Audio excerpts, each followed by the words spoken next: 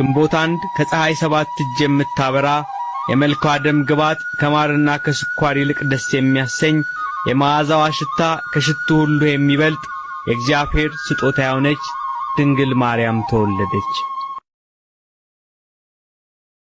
ዓለም በጨለማ ተውጣ የሰው ልጅ ከፈጣሪው ተጣልቶ በነበረበት ዘመን የድህነት በር የምትሆን የሰላም የምስራች የምታበስር አንዲት ኮከብ ተወጣ ዘንድ የእግዚአብሔር ጊዜ ደረሰም። ይህች ኮከብ የዓለም ሁሉ እመቤት የፈጣሪ እናት ቅድስት ድንግል ማርያም ናት። ዛሬ ስለ ቅድስት ድንግል ማርያም ድንቅ ልደቷ፣ ስለ ወላጆቿ ትዕግስትና ስለተደረገው ታምር እንመለከታለን። ውድ የድምቀት ቱር ቤተሰቦች እንኳን ለልደታ ማርያም ዓመታዊ በዓል በሰላም አደረሳችሁ እያል ቪዲዮ ከተመቻችሁ ላይክ እንዲሁም ቻናሉን ደግሞ አዳዲስ መረጃዎች እንዲደርሷችሁ ሳብስክራይብ ማድረጋችሁን እንዳትረሱ እያል ቀጥታ ወደ መረጃው እናልፋለን። በናዝሬት ገሊላ የሚኖሩ ኢያቄምና ሐና የሚባሉ ደጋግ ሰዎች ነበሩ። ኢያቄም ከነገደ ይሁዳ፣ ሐና ደግሞ ከነገደ ሌዊ ተወለዱ። በምግባርና በሃይማኖት የጸኑ ነበሩ። ሆኖም አንድ ትልቅ ሐዘን ነበረባቸው። ይህም ልጅ አልነበራቸውም። በወቅቱ በነበረው አይሁዳዊ ባህል ልጅ የሌለው ሰው በረከት የራቀው ተብሎ ይናቅ ነበር። ኢያቄምና ሐና በሰዎች ዘንድ ይናቁ፣ መባቸውም ልጅ የላቸውም ተብሎ አይቀበላቸውም ነበር። ነገር ግን እነርሱ ተስፋ ሳይቆርጡ ወደ እግዚአብሔር መጮኻቸውንና ጸሎት ማድረጋቸውን አላቆሙም ነበር። ከዕለታት አንድ ቀን ቅድስት ሐና በአትክልት ስፍራ ስትጸልይ ወፎች ከነጫጩቶቻቸው ጋር ሲጫወቱ ትመለከታለች። በዚያን ጊዜ በታላቅ ለቅሶ ልቧ ተሰብሮ እንዲህ አለች፣ አምላኬ ሆይ ለእነዚህ ወፎች እንኳን ልጅ የሰጠህ ለእኔስ መካንነቴን የምታስወግድልኝ መቼ ይሆን ስትል አምላኳን ጠየቀች። በዚያው ቅጽበት የእግዚአብሔር መልአክ ተገልጦ የምስራች ነገራት። ሐና ሆይ ጸሎትሽ ተሰምቷል፣ ዓለም ሁሉ የሚመካባት ልጅ ትወልጃለሽ አላት። ቅዱስ ኢያቄምም በተራራ ላይ ሆኖ ተመሳሳይ የምስራች ተነገረው። ሁለቱም የሚሰጠንን ልጅ ለቤተ መቅደስ አገልጋይ እንዲሆን እንሰጣለን ብለው ስለተሳሉ ነሐሴ 7 ቀን ድንግል ማርያም በሐና ማኅፀን ተጸነሰች። በጽንሰቷም ወቅት ብዙ ድንቅ ታምራት ተደርገዋል። በመጨረሻም ግንቦት 1 ቀን እንደ ኢትዮጵያን ኦርቶዶክስ ተዋሕዶ ቤተክርስቲያን ሥርዓት የዓለም ሁሉ ደስታ የሆነችው እመቤታችን ቅድስት ድንግል ማርያም በሊባኖስ ተራራ በዛሬው ዕለት ተወለደች። ማርያምም 3 ዓመት ሲሆናት ወላጆቿ ሐናና ኢያቄም በስለታቸው መሠረት ወደ ቤተ መቅደስ ወሰዷት። ለ12 ዓመታት ያህል በቤተ መቅደስ ውስጥ በጸሎት በንጽህናና መጻሕፍትን በማንበብ ኖረች። በቤተ ክርስቲያን ትውፊት መሠረት ምግቧን ከመልአክ እጅ ትቀበል ነበር። ቅድስት ድንግል ማርያም 15 ዓመት ሲሆናት ከቤተ መቅደስ እንድትወጣና እንድትጠበቅ በካህናቱ ምክክር ተደረገ። በወቅቱ ጻድቁ ዮሴፍ ሊጠብቃትና ሊያገለግላት በጣም ተመረጠ። በ6ኛው ወር መልአኩ ቅዱስ ገብርኤል ከእግዚአብሔር ዘንድ ወደ ናዝሬት ተላከ። መልአኩም ወደ እርሷ መጥቶ ጸጋ የተመላብሽ ወይ ጌታ ካንቺ ጋር ነው፣ ከሴቶች መካከል የተባረክሽ ነሽ አላት። ማርያምም በዚህ ሰላምታ ብትደነግጥም መልአኩ ማርያም ሆይ በእግዚአብሔር ዘንድ ጸጋ አግኝተሻልና አትፍሪ አላት። የመንፈስ ቅዱስ ኃይል በእሷ ላይ እንደሚወርድና የአምላክ ልጅ እንደምትወልድ በተነገራት ጊዜ ታላቅ ትሕትናን በተሞላው ቃል እንዲህ አለች፣ እነሆ የጌታ ባሪያ ነኝ፣ እንደ ቃልህ ይሆንልኝ። በዚህም ቅጽበት የሰው ልጅና የእግዚአብሔር እርቅ ተጀመረ። ድንግል ማርያም ዘመዷ ኤልሳቤጥ እንደጸነሰች በሰማች ጊዜ ልትረዳት ወደ ይሁዳ ተራራማ አገር ሄደች። ማርያም ወደ ቤቱ በገባች ጊዜ በኤልሳቤጥ ማኅፀን የነበረው ጽንስ ወይም መጥምቁ ዮሐንስ በደስታ ዘለለም። ኤልሳቤጥም በመንፈስ ቅዱስ ተሞልታ የጌታዬ እናት ወደ እኔ ትመጣ ዘንድ እንዴት ይሆንልኛል ስትል አከበረቻት።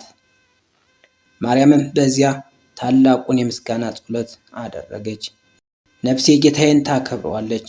እነሆም ከዛሬ ጀምሮ ትውልድ ሁሉ ብፅዕት ይሉኛል። በንጉሥ ኦግስቶስ ቄሳር ትእዛዝ የሕዝብ ቆጠራ በሚካሄድበት ወቅት ዮሴፍና ማርያም ወደ ቤተልሔም ሄዱ። በዚያም የእንግዳ ማረፊያ ስላልነበረ በከብቶች በረት ውስጥ አደሩ። መድኃኒታችን ኢየሱስ ክርስቶስም በዚያ ተወለደም። ማርያም በጨርቅ ጠቅልላ በግርግም አስተኛችው። ሰማያውያን መልአክ ክብር ለእግዚአብሔር በአርያም ይሁን እያሉ ሲዘምሩ፣ ምድራውያን እረኞችም ሊሰግዱለት መጡ። ጻድቁ ዮሴፍ ማርያም መጸነሷን ባየ ጊዜ በስውሩ ልተዋት ብሎ አስቦ ነበር። ነገር ግን የእግዚአብሔር መልአክ በሕልም ታይቶ ከሷ የተጸነሰው ከመንፈስ ቅዱስ ነውና ማርያምን ለመውሰድ አትፍራም አለው። በኋላም ከምስራቅ የመጡ ጥበበኞች ወይም ሰብአ ሰገል ኮከብ እየመራቸው መጥተው ለሕፃኑ ወርቅ፣ ዕጣንና ከርቤም አቀረቡለት። ንጉሥ ሄሮድስ የክርስቶስን መወለድ ሲሰማ ስልጣኑን ለማስጠበቅ ሊገድል ፈለገም። የእግዚአብሔር መልአክ ዮሴፍን ሕፃኑንና እናቱን ይዘህ ወደ ግብፅ ሸሽ አለው።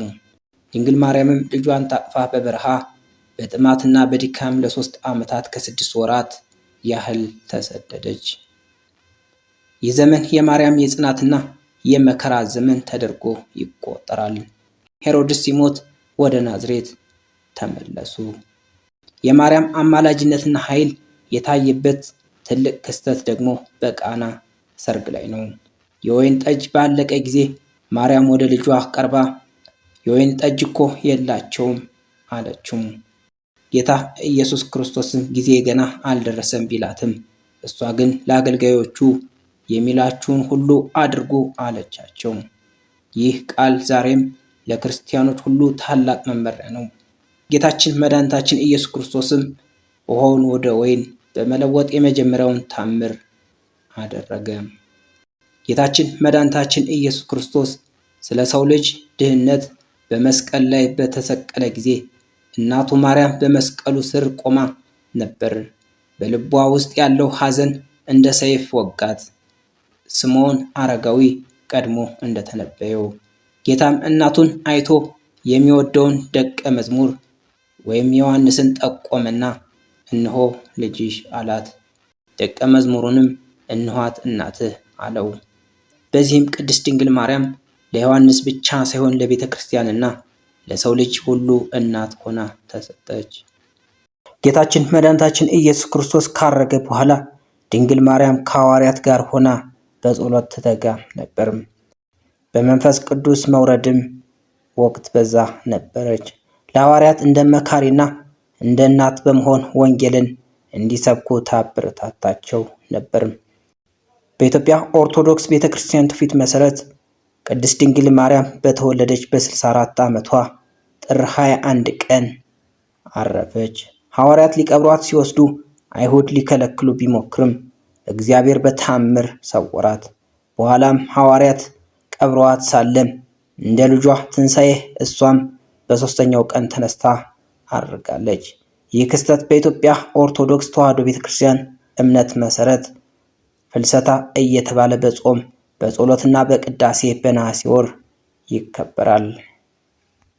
ውድ የድምቀት ቱር ቤተሰቦች ዛሬ በዚህ ቪዲዮ ያደረግነው ቆይታ በቅድስት ድንግል ማርያም የልደት በዓሏን አስመልክቶ የነበረው ቆይታችን ይህን ይመስል ነበር። አብራችሁን ስለቆያችሁ እጅግ እናመሰግናለን። የቅድስት ድንግል ማርያም ረድኤትና በረከት በእኛ ላይ ይደርብን እያልን ቪዲዮን ከወደዳችሁት ላይክ፣ ለቻናሉ አዲስ ከሆናችሁ ደግሞ ሳብስክራይብ ማድረጋችሁን እንዳትረሱ እያልን በሌላ ቪዲዮ እስከምንገናኝ በያላችሁበት ሰላም። ግንቦት 1 ከፀሐይ 7 እጅ የምታበራ የመልኳ ደም ግባት ከማርና ከስኳር ይልቅ ደስ የሚያሰኝ የመዓዛዋ ሽታ ከሽቱ ሁሉ የሚበልጥ የእግዚአብሔር ስጦታ የሆነች ድንግል ማርያም ተወለደች።